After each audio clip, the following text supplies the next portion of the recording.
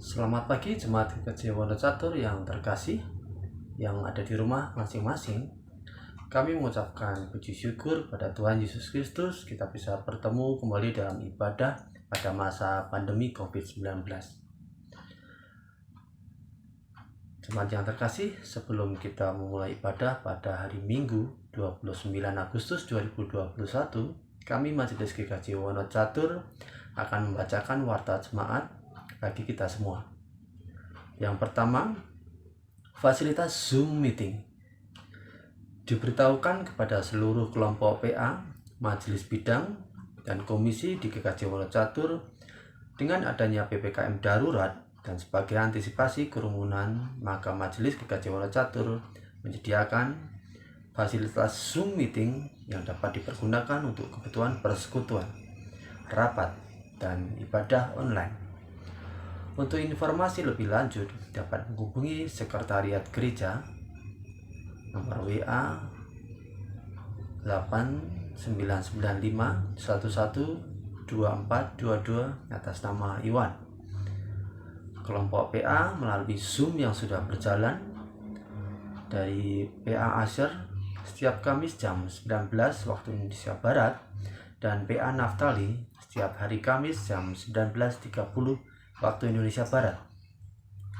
Warta yang kedua, PA KWD, Komisi Warga Dewasa Wanita GKJ Wonocatur. PA KWD GKJ Wonocatur akan dilaksanakan pada hari Senin 30 Agustus 2021 jam 19 waktu Indonesia Barat melalui Zoom.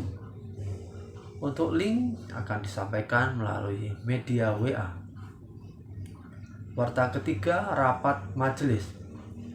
Rapat pleno majelis GKJ Wonocatur akan dilaksanakan pada hari Rabu 1 September 2021 jam 19 waktu Indonesia Barat melalui Zoom.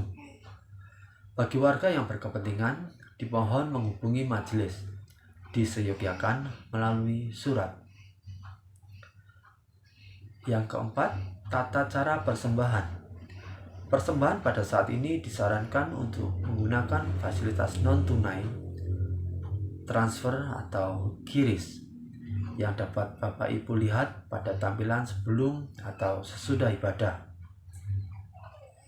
Untuk persembahan tunai dimasukkan ke dalam kotak persembahan setiap hari Minggu jam 9 sampai 10.30 waktu Indonesia Barat di gereja, atau dimasukkan dalam kotak setiap hari Senin sampai Sabtu jam 9.00 sampai 13.00 waktu Indonesia Barat di kantor gereja. Untuk persembahan non-tunai melalui BPD GKJ Kristen Jawa Wonocatur dengan nomor yang sudah tertera. Satu, untuk persembahan mingguan. Kedua, pengadaan sarana multimedia dengan kode RP 001. Untuk persembahan bulanan dengan kode RP 002. Sedangkan untuk panitia renovasi gereja BCA KJP Adi Sucipto, nomor dan atas nama sudah tertera di dalam layar, atau melalui QRIS dengan barcode yang dapat dilihat sebelum dan setelah penayangan ibadah di YouTube. Demikian warta jemaat minggu ini. Salam sehat bagi kita semua, jaga kesehatan dan tetap menjalankan protokol kesehatan. Tuhan memberkati. Jemaat yang dikasihi dan mengasihi Tuhan Yesus Kristus, marilah kita mempersiapkan diri dan memasuki ibadah pada hari Minggu ini. Marilah kita menyanyikan dari Kidung Jemaat 3, baitnya yang pertama. Kami puji dengan riang.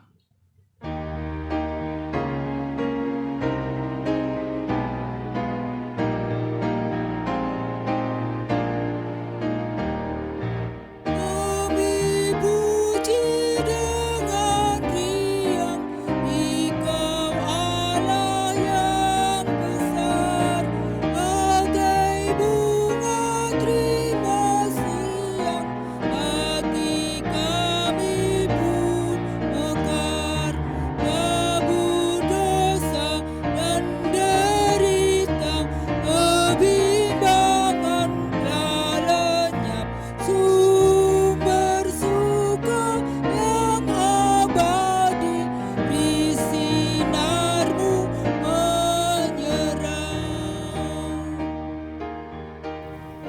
Ibu, bapak, dan saudara yang dikasihi Tuhan, Tuhan memanggil kita masuk dalam ibadah ini.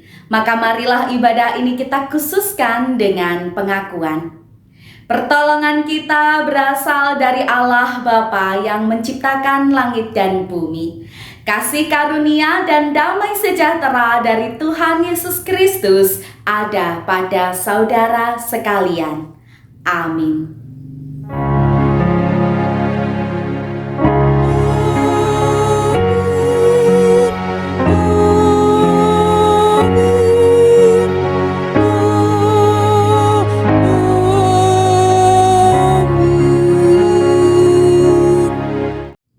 Ibu, bapak, dan saudara dipersilahkan duduk. Syukur kepada Tuhan untuk setiap kemurahan dan juga cinta kasih Tuhan dalam kehidupan kita. Karena kasih Tuhan tetap sama, baik dulu, sekarang, dan juga selama-lamanya. Ia adalah Tuhan pencipta langit, bumi, dan seisinya, dan Ia juga Allah yang tidak pernah meninggalkan karya ciptaannya. Dengan kasih-Nya, Ia menuntun kita yang berdosa untuk kembali kepada kehendak-Nya. Lalu, bagaimana kita merespon tuntunan dan panggilan Tuhan itu? Kita kembali diingatkan akan kehendak Tuhan bagi kita melalui hukum kasih. Kita bersama akan mendengarkan hukum kasih dari Matius pasal yang ke-22 ayat 37 sampai 40. Matius pasal 22 ayat 37 sampai 40. Jawab Yesus kepadanya, "Kasihilah Tuhan Allahmu dengan segenap hatimu dan dengan segenap jiwamu dan dengan segenap akal budimu." Itulah hukum yang terutama dan yang pertama. Dan hukum yang kedua yang sama dengan itu ialah, kasihilah sesamamu manusia seperti dirimu sendiri. Pada kedua hukum inilah tergantung seluruh hukum Taurat dan kitab para nabi. Demikianlah tuntunan dari Tuhan berupa hukum kasih untuk kita. Bapak, Ibu, dan saudara yang terkasih di dalam Tuhan Yesus Kristus, kita akui bahwa kita belum bisa mengasihi Tuhan dan sesama kita dengan sempurna. Oleh sebab itu, marilah kita menyesali dosa kita dan kesalahan kita di hadapan Tuhan dengan menyanyikan Kidung Jemaat nomor 28 bait yang pertama dan kedua. Ya Yesus, tolonglah.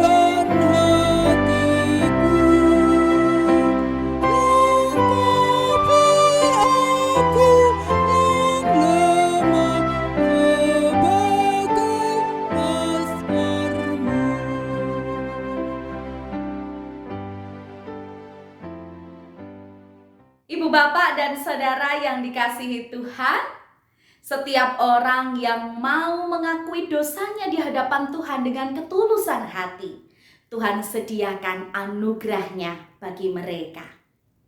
Bapak, Ibu, dan saudara, saat ini dipersilahkan untuk berdiri dan terimalah berita anugerah dari Tuhan yang diambilkan dari 1 Timotius pasalnya yang keempat ayat 8 sampai 11. 1 Timotius pasal 4 ayat 8 sampai 11 yang demikian. Latihan badani terbatas gunanya, tetapi ibadah itu berguna dalam segala hal karena mengandung janji. baik untuk hidup ini maupun untuk hidup yang akan datang. Perkataan ini benar dan patut diterima sepenuhnya. Itulah sebabnya kita berjerih payah dan berjuang, karena kita menaruh pengharapan kita kepada Allah yang hidup, Juru Selamat semua manusia, terutama mereka yang percaya. Beritakanlah dan ajarkanlah semuanya itu. Demikianlah sabda Tuhan. Ibu, bapak, dan saudara, marilah dengan penuh syukur kita sambut berita anugerah dengan menyanyikan dari Kidung Jemaat 428, bait yang pertama, lihatlah sekelilingmu.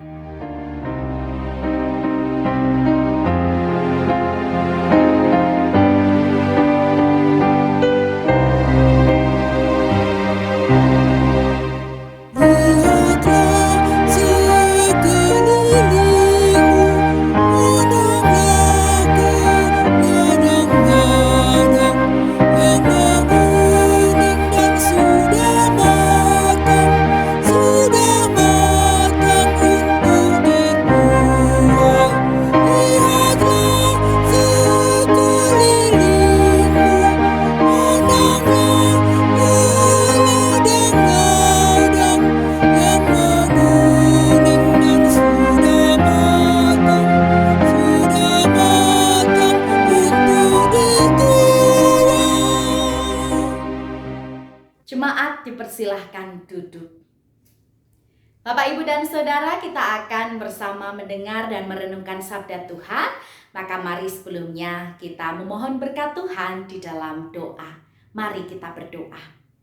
Bapa yang baik, syukur kami haturkan atas kasih kemurahan-Mu dalam kehidupan kami. Di masa pandemi kami masih dapat beribadah sekalipun secara daring. Itu adalah berkat Tuhan untuk memelihara kehidupan iman kami. Kini kami akan bersama mendengar dan merenungkan firman-Mu supaya hidup kami senantiasa selaras dengan kehendak-Mu. Maka tolonglah kami agar kami dapat memahami dan melakukannya. Dalam nama Tuhan Yesus kami berdoa. Amin. Firman Tuhan yang akan kita dengar dan renungkan diambil dari Injil Markus pasalnya yang ke-7 ayat 1 sampai 8, dilanjutkan ayat 14 sampai 15 dan kemudian ayat 21 sampai 23. Markus pasal 7 ayat 1 sampai 8, dilanjutkan ayat 14 sampai 15 dan kemudian ayat 21 sampai 23 yang demikian. Pada suatu kali, serombongan orang Farisi dan beberapa ahli Taurat dari Yerusalem datang menemui Yesus. Mereka melihat bahwa beberapa orang muridnya makan dengan tangan najis, yaitu dengan tangan yang tidak dibasuh. Sebab orang-orang Farisi seperti orang-orang Yahudi lainnya tidak makan kalau tidak melakukan pembasuhan tangan lebih dulu, karena mereka berpegang pada adat istiadat nenek moyang mereka. Dan kalau pulang dari pasar, mereka juga tidak makan kalau tidak lebih dahulu membersihkan dirinya. Banyak warisan lain lagi yang mereka pegang, umpamanya hal mencuci cawan, kendi, dan perkakas-perkakas tembaga. Karena itu, orang-orang Farisi dan ahli-ahli Taurat itu bertanya kepadanya, "Mengapa murid-muridmu tidak hidup menurut adat istiadat nenek moyang kita, tetapi makan dengan tangan najis?" Jawabnya kepada mereka, "Benarlah nubuat Yesaya tentang kamu, hai orang-orang munafik. Sebab ada tertulis, bangsa ini memuliakan aku dengan bibirnya, padahal hatinya jauh daripadaku. Percuma mereka beribadah kepadaku, sedangkan ajaran yang mereka ajarkan ialah perintah manusia. Perintah Allah kamu abaikan untuk berpegang pada adat istiadat manusia." Lalu Yesus memanggil lagi orang banyak dan berkata kepada mereka, "Kamu semua, dengarlah kepadaku dan camkanlah.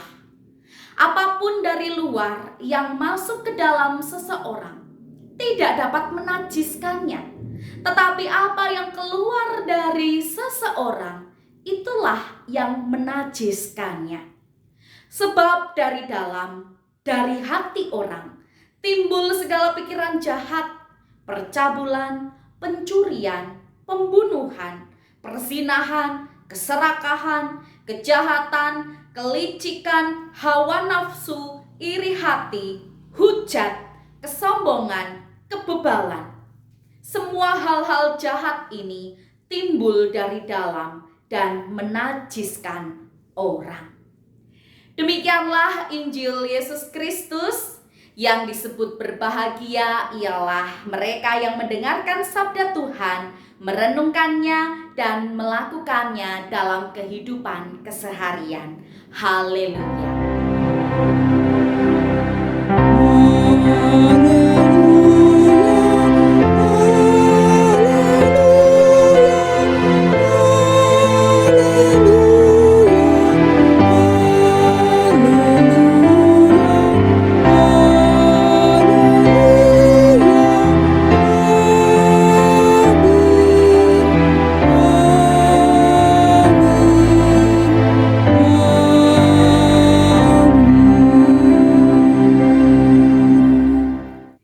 Shalom Bapak Ibu dan Saudara yang dikasihi Tuhan. Bagaimana kabarnya? Kiranya tetap sehat, semangat, dan sukacita. Sebelumnya saya mengucapkan terima kasih kepada majelis dan juga jemaat GKJ Wonocatur yang sudah memperkenankan saya untuk melayani ibadah dalam rangka tukar mimbar klasis yang dilaksanakan rutin setiap minggu kelima. Maka teriring salam dan doa dari kami warga jemaat GKJ Kondokusuman, kiranya di masa pandemi ini kita semua sebagai gereja milik Tuhan dapat terus senantiasa menjalankan tugas perutusan sekalipun dalam masa sulit di tengah pandemi. Baik Bapak Ibu dan Saudara, kita akan bersama mendengar dan merenungkan firman Tuhan dengan tema yaitu hidup yang sungguh beribadah. Beberapa waktu yang lalu ketika saya menyaksikan salah satu acara olahraga di televisi tentang bagaimana hidup bugar di tengah pandemi, ada instruktur senam yang menjadi bintang tamu dan kemudian ia memperagakan beberapa gerakan gitu ya supaya bisa dipraktekkan saat di rumah saja. Ada yang menarik untuk diperhatikan Bapak Ibu dan Saudara, yaitu bahwa instruktur tersebut selalu mengingatkan kepada para pemirsa untuk tidak hanya melihat gerakan-gerakan senam yang ditayangkan ataupun mendengar musiknya saja, karena itu nggak akan punya pengaruh apa-apa bagi kebugaran tubuh. Para pemirsa, para penonton diajak untuk juga melakukan senam di rumahnya masing-masing. Nah Bapak Ibu dan Saudara, pada suatu waktu Tuhan Yesus pun pernah berkata, "Yang berbahagia ialah mereka yang mendengarkan firman Allah dan yang memeliharanya." Apa maksud pernyataan Yesus itu?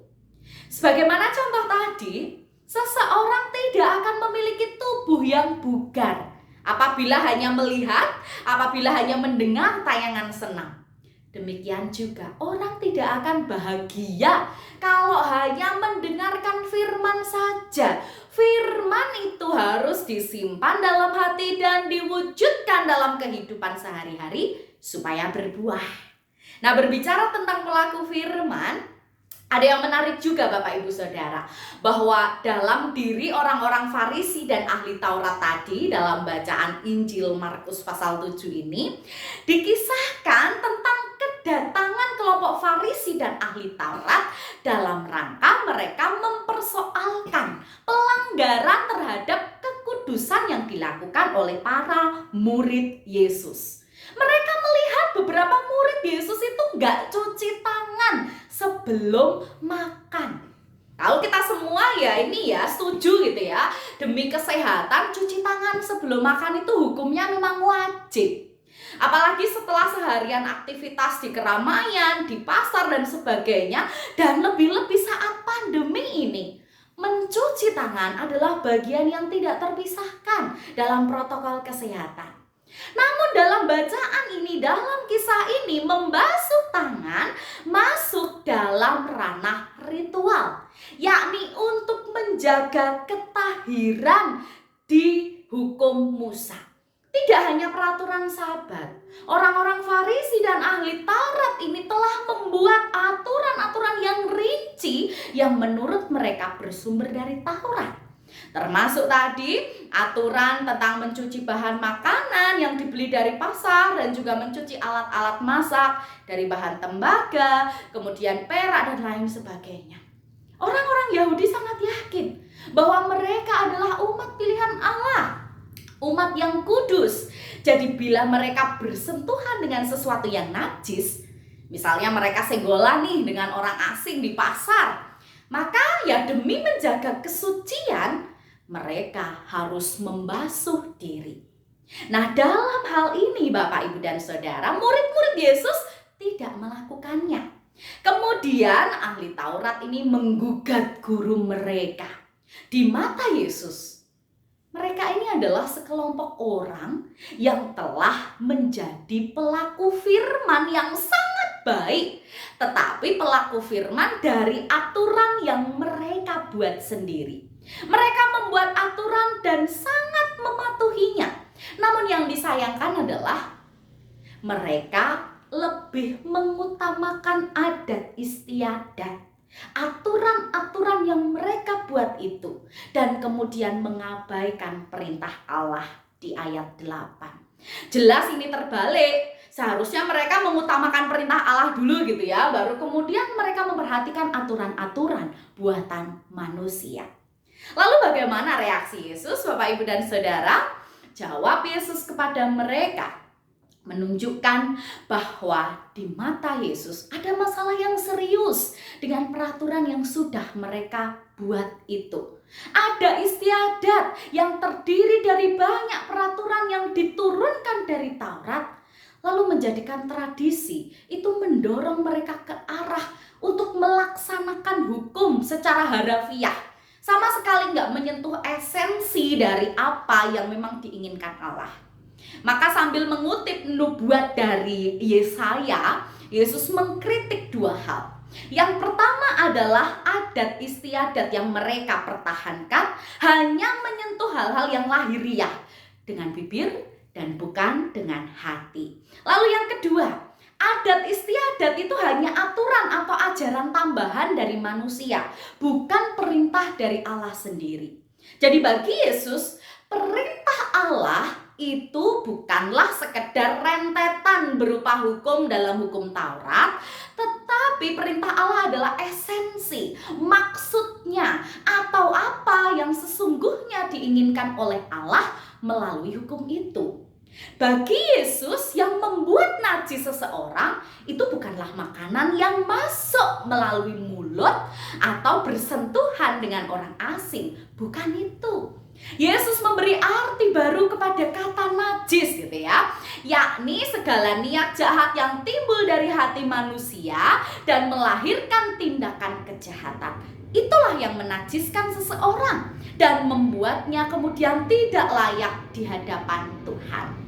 Sebaliknya, Yesus menghendaki manusia itu bisa mengerti, manusia itu bisa memahami kehendak Allah yang tidak hanya terletak dalam rincian hukum Taurat, melainkan mewujud dalam kehidupan sehari-hari. Merangkul manusia, mengasihi Tuhan segenap hati, segenap akal budi dan kekuatan, serta mengasihi manusia seperti mengasihi diri sendiri. Ibu, bapak, dan saudara, membuat manusia untuk bisa hidup baik seharusnya hukum yang baik.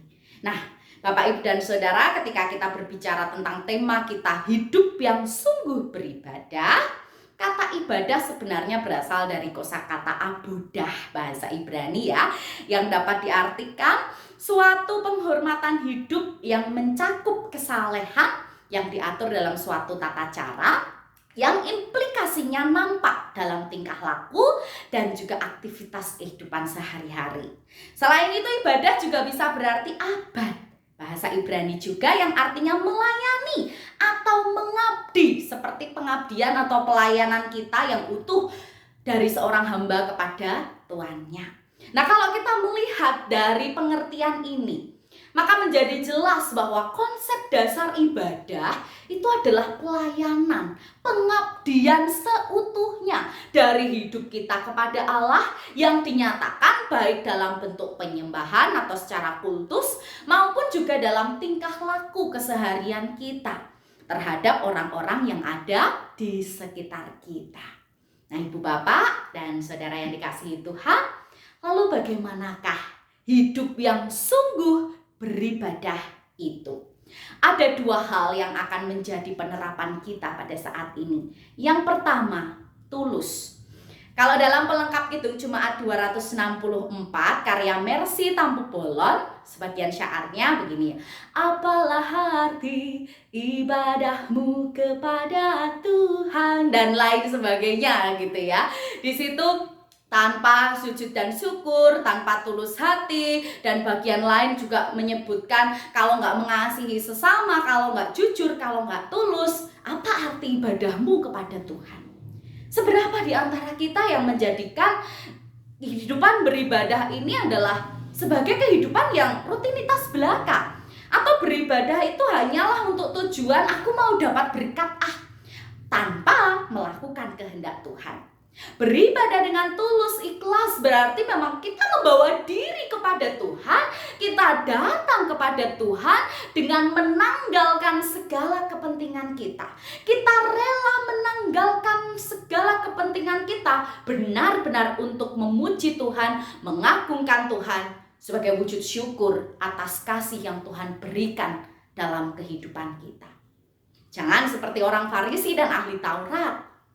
Mereka beribadah karena rutinitas, atau bahkan mereka beribadah supaya mereka dapat pujian dari banyak orang karena kesalehan yang mereka lakukan. Mari selidiki hati kita. Sudahkah kita menyembah Tuhan, beribadah kepada Tuhan didasari dengan ketulusan hati? Itu yang pertama. Lalu yang kedua, integritas atau tidak munafik. Tidak dapat disangkal bahwa ibadah ini memegang peran yang sangat sentral dalam kehidupan keseharian gitu ya. Bahkan semua agama pun melakukan itu. Tanpa ibadah, suatu agama ini pasti kehilangan hakikatnya. Sementara di Indonesia ini kita jumpai ada begitu banyak sekali orang beragama. Tempat-tempat ibadah baru setiap tahun pasti dibangun. Makin hari makin megah. Simbol agama juga nggak ketinggalan dalam kehidupan keseharian kita. Bahkan acara apapun selalu diawali dengan doa. Namun, apakah demikian kemudian nilai moralitas di bangsa kita itu dijunjung tinggi? Jawabannya belum tentu. Mari kita lihat dalam dunia pendidikan. Tiap mau mulai belajar mengajar pasti diawali dengan doa gitu ya. Tapi ketika ujian, para siswa masih berani apa? Nyontek. Bahkan dalam aktivitas keseharian, mengapa para siswa ini juga berani membuli teman sekelasnya kalau mereka didasari dengan kehidupan beragama? Lebih ngeri lagi adalah kehidupan di negeri ini di bagian hukum. Setiap persidangan gitu ya, pasti para saksi disumpah. Tetapi mengapa mereka berani untuk bersaksi dusta? Bahkan yang lebih ngeri, jaksanya pun mau untuk menerima suap. Pemerintah pun juga demikian. Sudah disumpah jabatan, tapi berani korupsi. Korupsi dana bansos pula gitu ya. Sekali lagi, ibadah itu bukan formalitas. Beriman pada Kristus dan rajin berdoa, baca firman, merenungkan firman Tuhan tentu baik, sangat baik. Tetapi semua itu tidak akan ada gunanya apabila iman itu tidak disertai dengan perbuatan. diaplikasikan dalam kehidupan keseharian secara aktual. Alkitab berkata bahwa iman tanpa disertai perbuatan sesungguhnya tidak ada artinya, alias sia-sia. Jangan puas dengan kehidupan religius tanpa dibarengi dengan perubahan sikap dan juga perbuatan yang nyata. Karena dengan demikian, kita belum menunjukkan diri sebagai anak Allah yang taat dan percaya.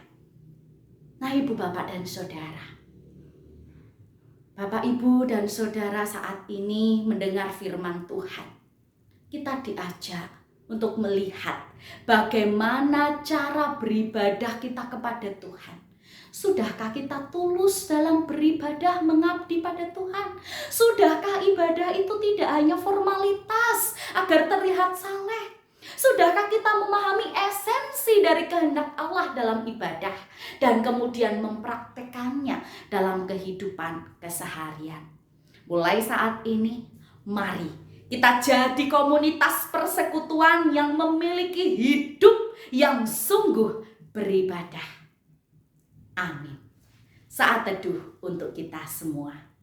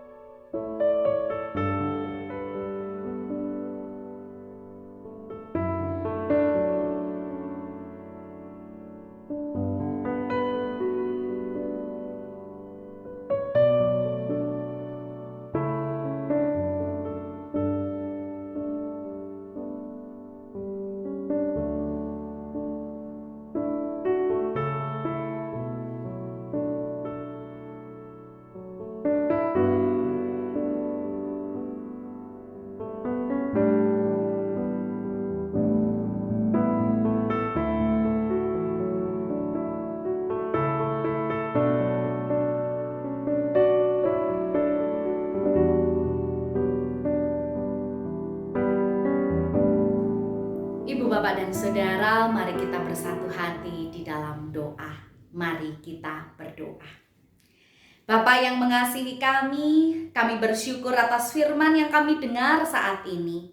Firman yang bukan hanya mengajarkan kami untuk memiliki laku hidup yang tulus, memiliki integritas dan tidak munafik, namun juga firman yang menuntun kami untuk memiliki cara hidup yang sungguh dalam beribadah kepada Tuhan. Ajar kami untuk bertobat dan menyadari bahwa ibadah adalah seluruh laku hidup kami dan bukan hanya sekedar formalitas atau rutinitas, apalagi mencari pujian dari orang lain.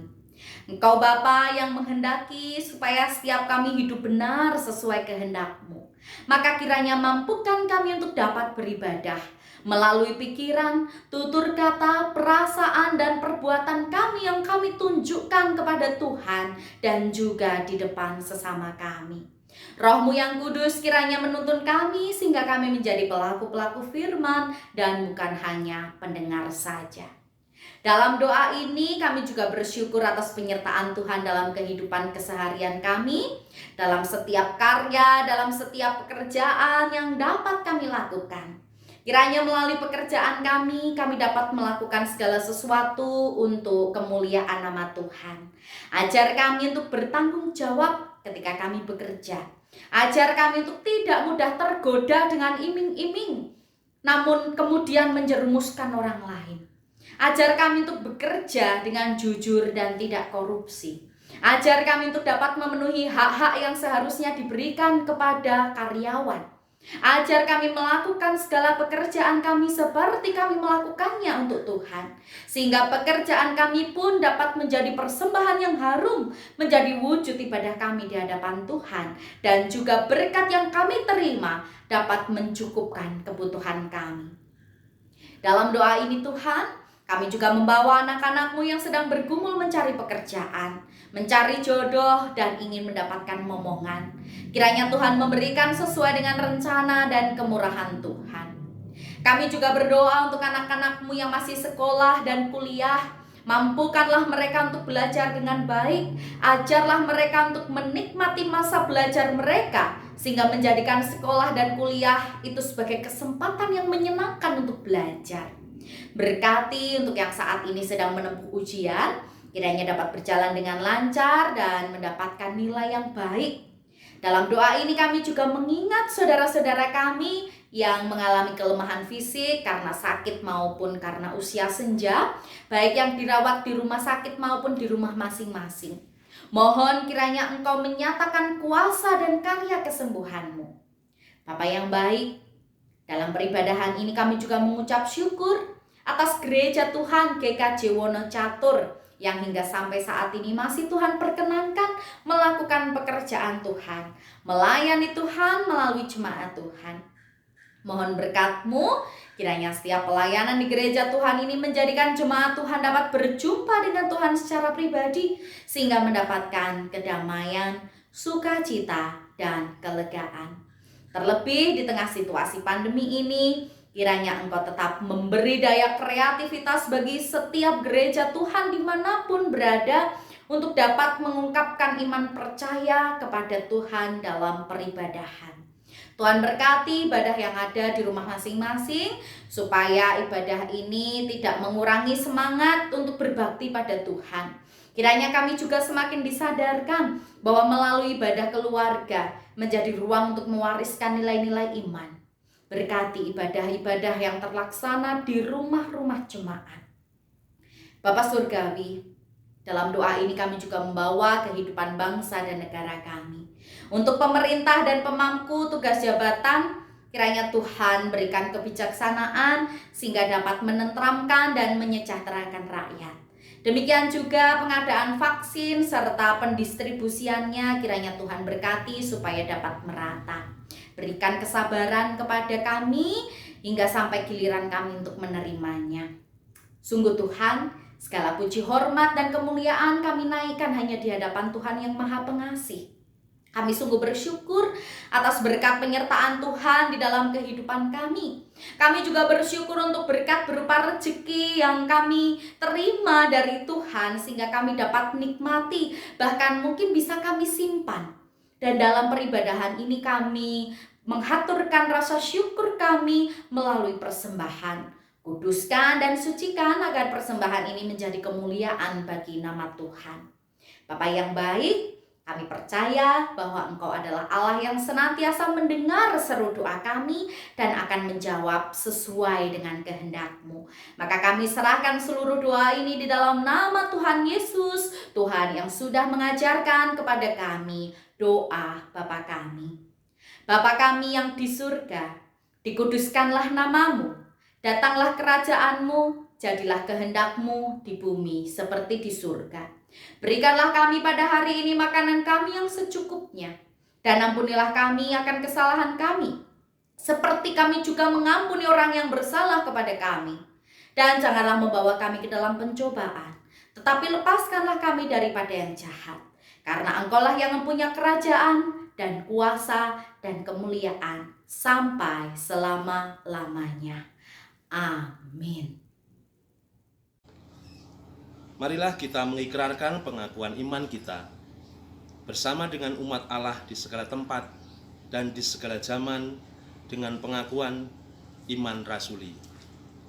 Yang demikian, aku percaya kepada Allah Bapa yang Maha Kuasa, Khalik langit dan bumi, dan kepada Yesus Kristus, anaknya yang tunggal, Tuhan kita, yang dikandung daripada Roh Kudus, lahir dari anak darah Maria, yang menderita di bawah pemerintahan Pontius Pilatus, disalibkan, mati, dan dikuburkan, turun ke dalam kerajaan maut. Pada hari yang ketiga, bangkit pula dari antara orang mati, naik ke surga, duduk di sebelah kanan Allah, Bapa yang Maha Kuasa, dan akan datang dari sana untuk menghakimi orang yang hidup dan yang mati. Aku percaya kepada Roh Kudus, gereja yang kudus dan am, persekutuan orang kudus, pengampunan dosa, kebangkitan daging, dan hidup yang kekal. Ibu, bapak, dan saudara, kita telah berada di penghujung ibadah ini. Maka mari kita bersyukur atas semua yang telah Tuhan berikan kepada kita, dengan kita bersama menyanyikan dari pelengkap Kidung Jemaat 264 bait yang pertama. Apalah arti ibadahmu?